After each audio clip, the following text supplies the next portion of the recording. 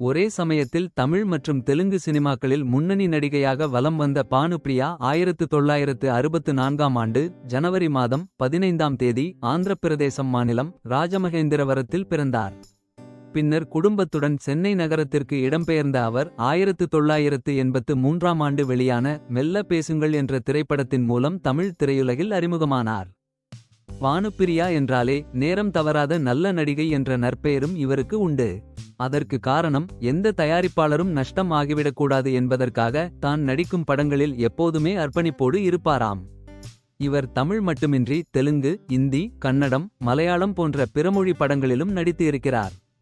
அக்காலத்தில் கண்ணழகி என்று ரசிகர்களால் செல்லமாக அழைக்கப்படும் இவர் நடிப்பில் மட்டுமல்லாமல் பரதநாட்டியத்திலும் சிறந்து விளங்கினார். இவரது திரைப்படங்களில் பெரும்பாலும் இவருடைய நடன காட்சிகள் கண்டிப்பாக இடம்பெற்றிருக்கும். அனைத்து மொழிகளிலும் தனது திறமையான நடிப்பை வெளிப்படுத்திய இவர் இதுவரை 3 நந்தி விருதுகளும் 2 தமிழ் மாநில விருதுகளும் 2 சவுத் ஃபிலிம்ஃபேர் அவார்ட்ஸ் மற்றும் சினிமா எக்ஸ்பிரஸ் விருதுகளையும் வென்றுள்ளார். முன்னணி நடிகையாக இருந்தபோதே 1998ஆம் ஆண்டு ஆதர்ஷ் என்பவரை காதலித்து திருமணம் செய்து கொண்டார். பிறகு கணவருடன் அமெரிக்காவில் செட்டில் ஆனார். ஆனால் சில காரணங்களால் மீண்டும் அமெரிக்காவிலிருந்து சென்னைக்கே தன்னுடைய மகளுடன் வந்து செட்டில் ஆனார்.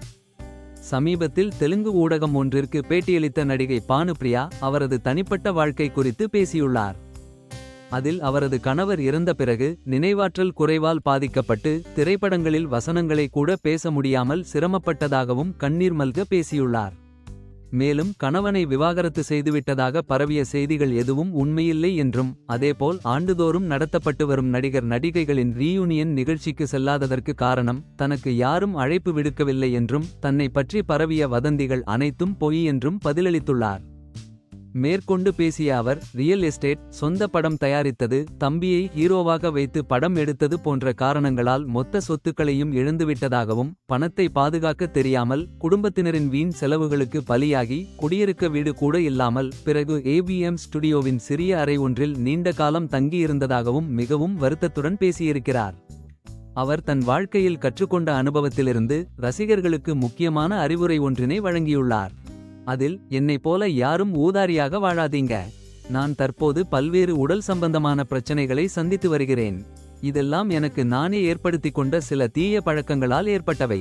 இளைய தலைமுறைகள் என்னை முன்மாதிரியாக வைத்துக்கொண்டு யாரிடமும் ஏமாறாமல் விழிப்புணர்வுடன் இருக்க வேண்டும் என்று அன்புடன் தெரிவித்துள்ளார்.